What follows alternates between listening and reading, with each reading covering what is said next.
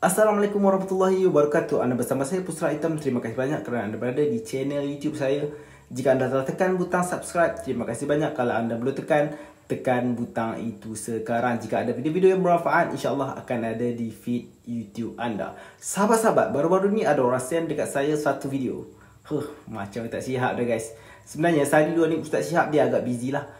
Dia nak uruskan isu perpindahan rumah, dia nak uruskan isu-isu yang berkaitan lah.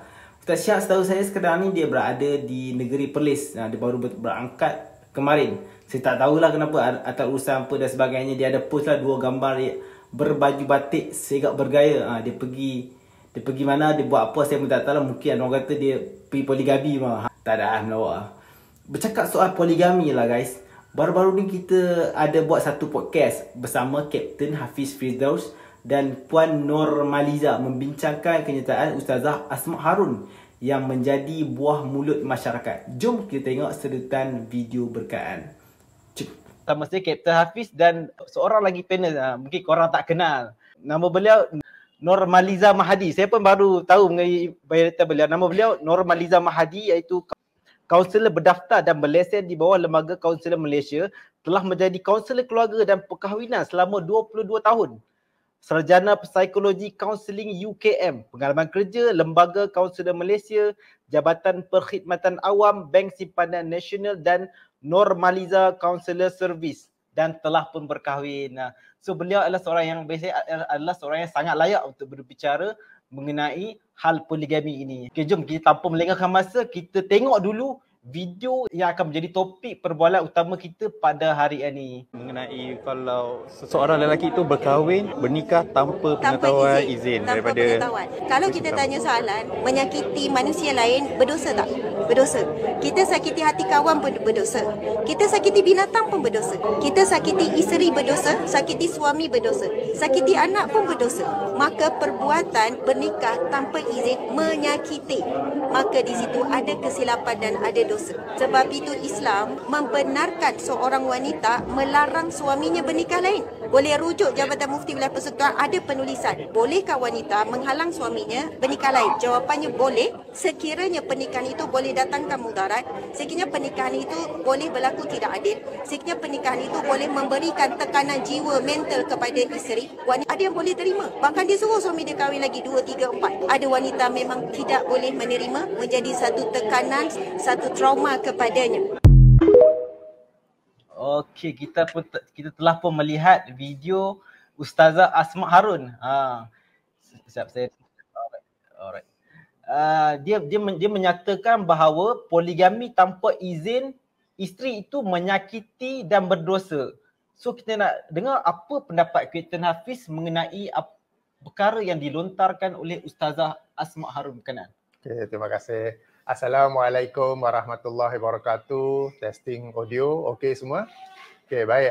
Sebelum itu kita sama-sama kita doakan agar Ustaz Syihabuddin, kesayangan kita, dikurniakan kesembuhan. Beliau tak sihat. Ada kat situ tu berbungkus dengan selimut ya di depan kita ni. Okey.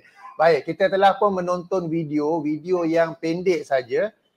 Lebih kurang seminit saja tadi tu. Tapi kalau kita rujuk pada sumber asalnya iaitu Facebook video, petang tadi bila saya semak sudah pun mencapai 480,000 view. Okey, 480,000 view, sangat banyak orang menonton. Okey. Tapi itulah bila mendengarnya, bila menontonnya ada beberapa perkara yang nak react, tapi saya tak akan bolot semua. Saya nak react perkara pertama sekali. Okey, beliau ustazah ditanya oleh wartawan apa pendapat tentang hukum ataupun tentang suami yang bernikah tanpa izin isteri sedia ada. Dalam soalan itu sendiri sudah ada kesalahan. Sebabnya apabila suami ingin menikah lagi, dia sebenarnya tak perlu minta izin daripada isteri sedia ada. Okey, jadi apabila Ustazah Asma Harun menjawab, sepatutnya dia membetulkan soalan wartawan ke siapa yang bertanya itulah. Tapi nampaknya dia pun go along with the question. Dia pun menerangkan jika suami menikah lagi tanpa izin isteri sedia ada, ia adalah satu kesalahan, dosa kerana menyakiti isteri sedia ada. Jadi saya nak tekankan kita sekarang ni ada dua ekstrim. Satu ekstrim yang mengatakan apabila suami ingin menikah lagi, dia perlu minta izin daripada isteri sedia ada. Kemudian ada pula satu lagi ekstrim lain yang bila suami tu nak nikah lagi, dia buat seorang-seorang dia saja, tak bagi tahu langsung. Yang betul tu ialah di pertengahan, iaitu dia memaklumkan kepada isteri sedia ada hajat dia untuk bernikah lagi. Bukan minta izin tetapi memaklumkan. Memaklumkan ini pun sekadar anjuran, sebab kalau kita rujuk kepada sunnah Rasulullah sallallahu alaihi wasallam, baginda bernikah lagi tanpa memaklumkan isteri-isteri yang sedia ada. Tapi itu sebagaimana yang telah saya jelaskan minggu lepas, itu berlaku kerana kebiasaan masyarakat ketika itu. Poligami is the norm. Okey, kalau tak poligami itu jadi macam hairan pula. Tetapi zaman sekarang bila poligami ini satu keasingan, satu kejanggalan ataupun lebih tepat banyak stigma negatif tentangnya, maka dianjurkan untuk memaklumkan isteri sedia ada tentang hajatnya untuk bernikah lagi. Bukan minta izin. Minta izin, kalau kita nak sebut perkataan izin pun, ia adalah dari sudut undang-undang, di mana izin ataupun kebenaran boleh diberikan atau tidak boleh diberikan oleh hakim mahkamah syariah.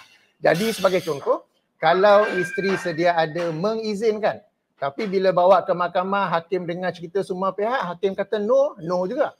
Okey, atau contoh lain, isteri tak mengizinkan, tapi hakim mendengar cerita semua pihak, hakim boleh memberikan. Jadi kalau kita nak sebut izin tak izin, ia adalah dari sudut undang-undang dan itu adalah dalam bidang kuasa hakim mahkamah syariah. Adapun pada isteri bukanlah minta izin tetapi memaklumkan. Jadi di situ tu awal-awal lagi soalan yang ditanya tu salah. Saya expect ustazah membetulkan soalan tu, tapi macam saya kata nampak gaya ustazah pun go along with that question. Okey, jadi itu tadi perkara pertama yang saya lihat dari sudut minta izin tu. Perkara kedua, ustazah sebut ialah apabila seseorang itu menyakiti hati orang lain, berdosa.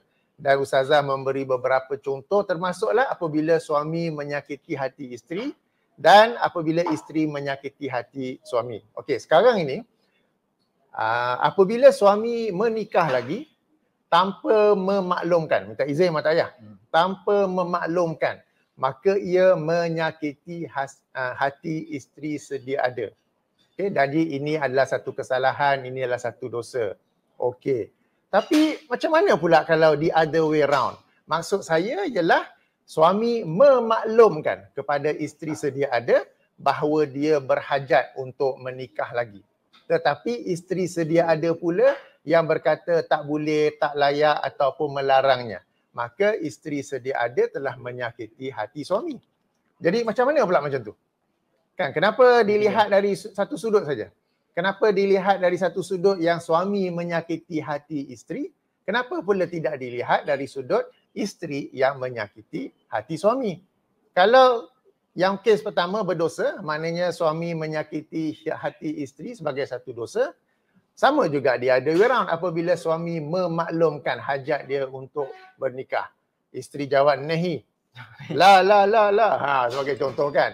Suami sakit hati, suami pun sedih, suami pun kecewa. Apakah itu tidak berdosa pula? Jadi saya lihat ustazah hanya komen dari satu sudut saja.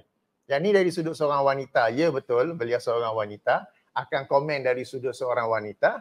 Tetapi sebagai seorang ustazah, sepatutnya bagi saya lah, beliau komen dari dua-dua sudut juga. Bukan sahaja dari sudut seorang wanita. Dari sudut hati dan perasaan wanita. Jadi macam lelaki ni robot. Tak ada hati, tak ada perasaan lah pula. Dasarkan kenyataan Ustazah Asma Harun yang Puan tengok sebentar tadi, apakah pendapat peribadi Puan ataupun reaction Puan mengenai kenyataan Ustazah Asma Harun yang mengatakan poligami tanpa izin isteri itu menyakiti dan berdosa di sisi Tuhan? Apa pandangan Puan Normaliza? Sebenarnya kalau suami minta izin, dia tak menyakiti ke ya? Dia punya soalan macam tu lah. Katalah minta izin ni memang perlu kan dalam poligami, katalah. So kalau dia minta izin tak menyakiti ke?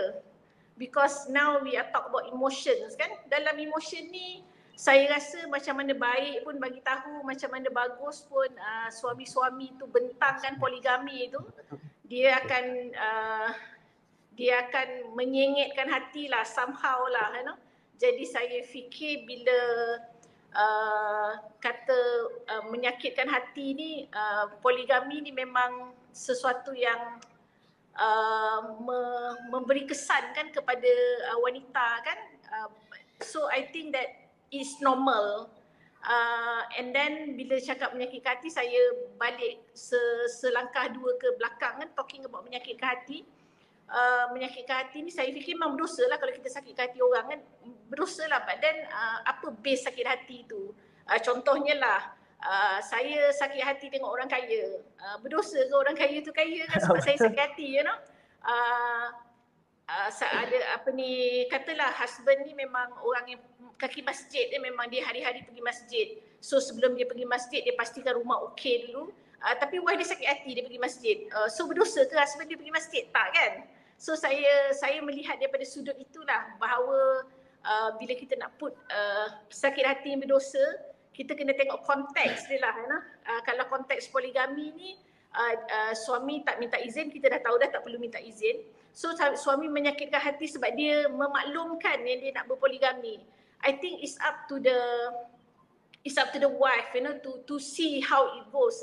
Tapi sebenarnya dalam research saya, dalam pengalaman saya dapati kenapa isu poligami ni jadi besar kan, jadi macam meriah macam ni Jadi sehingga satu tahap ada orang-orang yang sehingga menghina Rasulullah sallallahu alaihi wasallam kerana isu poligami Saya rasa perkara itu yang lebih penting untuk kita semua lihat. Sebenarnya when we talk about poligami kan, sebenarnya kita, apa masalah kita dengan poligami sebenarnya? Adakah masalah kita yang menjadikan wanita-wanita ni membesarkan poligami, adakah kerana masalah keadilan suami? Katalah kita semua tidur malam ni, esok suami bangun, semua suami dalam Malaysia ni adil. Adakah poligami ni jadi mudah? Kan semua suami bangun-bangunnya esok jadi adil mudahkah poligami? Tak juga kan? Adakah poligami jadi rumit kerana ramai wanita teraniaya? So kalau kita bangun pagi esok tiba-tiba dah tak ada wanita teraniaya, adakah poligami jadi mudah? Saya fikir tak juga, susah juga poligami sebab poligami, because poligami itself. And then adakah kita punya poligami we looking from daripada sudut pihak ketiga ni jahat-jahat semuanya, you know? Adakah itu sebabnya? Again, if we wake up tomorrow morning, semua pihak ketiga ni baik-baik belaka, adakah poligami jadi mudah? Lagi satu yang saya fikirkan, adakah sebab undang-undang? You know? So when we talk about poligami, saya rasa it's not only apa yang Ustazah Asma nyatakan, it's about the perspective itself about poligami. Saya fikir yang poligami ni jadi buruk, saya sendiri dah 22 tahun dalam kaunseling keluarga dan perkahwinan. Baru beberapa tahun ke belakang saja saya faham mengenai poligami sebab saya belajar poligami ni daripada subjek dia. Saya tak belajar poligami daripada testimoni. Saya fikir masa last week bila Kapten live dengan Ustaz Shihabuddin, Kapten kata ada beberapa peguam syari'i yang dia jumpa yang juga ada masalah dengan poligami, you know, because saya fikir this peguam-peguam jumpa klien-klien kan yang timbul masalah because of poligami. So kita semua, kebanyakan orang belajar poligami daripada perspektif testimoni. Itu yang menjadikan poligami pada hari ini sangat rumit nak dijelaskan. Testimoni daripada isteri pertama yang teraniaya. So dalam minda ramai perempuan, memang poligami ini menindas isteri pertama. Lepas tu kita dengar testimoni isteri kedua. Lihat, memang poligami ini menindas isteri kedua. So kenapa kena ada poligami? You know? We understand the subject, poligami ini memang Allah benarkan. Kalau kita belajar daripada aspek poligami ni memang Allah benarkan, poligami ni sebenarnya jadi cantik dan kita tak akan ada isu pada hari ini. Because saya bagi analogi kan, we are talking about accident kereta.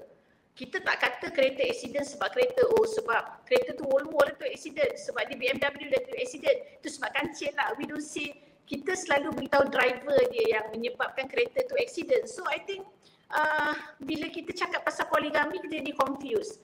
Yang menjadikan wanita teraniaya, yang jadikan lelaki tak adil, is not because of the poligami. It is because of orang yang bawa poligami itu sendiri.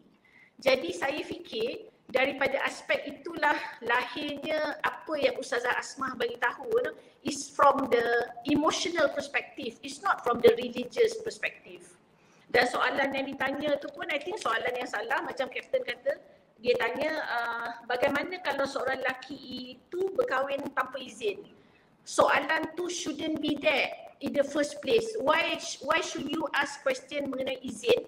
Kalaulah patutnya semua orang tahu poligami tak perlukan izin. Tetapi saya suka bila Kapten refine poligami lebih baik jika ada makluman untuk isteri. Itu pendapat saya lah tentang apa yang Ustazah cuba sampaikan. Dia ada benda nak ulas. Ada perkara nak ulas daripada video asal Ustazah Asmah Harun. Apabila beliau menyatakan isteri boleh melarang atau boleh menghalang suami daripada bernikah lagi. Dibolehkan. Dibolehkan, dan dia kata sila rujuk tulisan di laman web Pejabat Mufti Wilayah Persekutuan. Jadi saya dah rujuk, saya pun dah print siap. Okey. Saya nak bacakan apa yang ditulis. Ya, dia panjanglah. Saya baca perenggan yang menyebut tak boleh itu sajalah. Okey. Saya bacakan. Kalau sesiapa yang nak mencari tajuk dia, hukum isteri melarang suami berkahwin lain. Okey. Jadi daripada laman web Pejabat Mufti Wilayah Persekutuan. Jadi yang saya rasa yang dirujuk, yang dimasukkan oleh Ustazah Asmah Harun ialah perenggan 1, 2, 3. Saya bacakan ya. Adapun jika melarang dengan menjustifikasikan dengan perkara-perkara yang disyariatkan, maka adalah dibenarkan dan dianjurkan.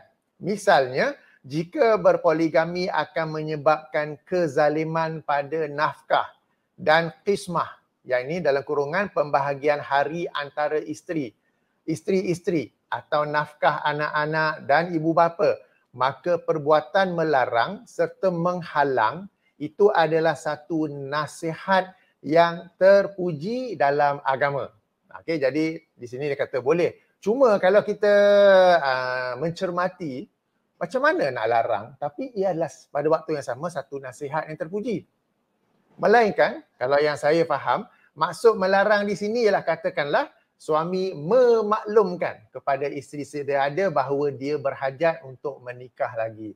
Maka isteri pun melarang, bukan dengan hype macam ni, bukan dengan nampak pisau kat dapur tu, tetapi katakanlah sebagai contoh, alah bang, kita ni dari sudut ekonomi pun macam cukup-cukup aja, anak 2-3 orang, nak beli pampers pun selalu garu kepala, makan minum pun kadang makan sekali sehari. Saya rasa macam tak sesuai lah bang. Lebih kurang begitulah. Okey, kemudian katakan tadi apa? Giliran hari, abang punya kerjaya sekian, abang plan nak bagi hari giliran, macam mana? Okey. Jadi itu yang dimasukkan dengan nasihat, bukanlah melarang tu hype kungfu terus ke apa ke. Okey, jadi sebab memang kenyataan ni kata boleh melarang, tapi ia adalah satu nasihat yang terpuji. Macam mana larang jadi nasihat? Berarti bila suami memaklumkan hajat dia untuk menikah lagi, maka isteri pun menjelaskan dengan hikmah yang dia tahu. Okay, sebab macam saya sebut dalam yang lepas, kalau isteri pun, saya akan senaraikan 10 sebab kenapa abang tak layak. Bila cakap macam tu, ia adalah satu cabaran kepada suami. Oh, kau kata aku tak layak, aku akan buktikan aku layak. Walaupun dalam hati dia kan, macam betul juga tu. Tapi ego dia telah tercabar. Tetapi jika isteri cakap, kita ni bang, sama-sama duk kerja, harga barang makin naik, harga ayam makin naik, telur hilang, macam-macam tu semua tu. Susah ni bang, macam mana ni bang? Saya tak nak lah di hari akhirat kelak, di padang mahsyar semua orang berdiri tegak, abang seorang berdiri sengit. Gitu kan? Jadi itulah yang dimasukkan. Maknanya apabila isteri memiliki sebab-sebab yang dirasakan suaminya tidak layak, tidak patut berpoligami, dia menyampaikannya sebagai satu nasihat. Satu pandangan yang berhikmah. Bukannya satu yang mencabar ego lelaki itu, tetapi dengan yang berhikmah. Okey, jadi inilah ulasan saya. Sebab kalau dengar statement Ustazah Asma Harun tu macam boleh ya larang. Kan? Okey. Jadi itu sedikit tambahan dari saya. Okey, terima kasih Kapten. Terima kasih sahabat-sahabat. Jika anda rasa video ini bermanfaat, tekan butang share supaya orang lain juga mendapat manfaat, insya-Allah. Kita berjumpa lagi dalam video seterusnya. Assalamualaikum warahmatullahi wabarakatuh.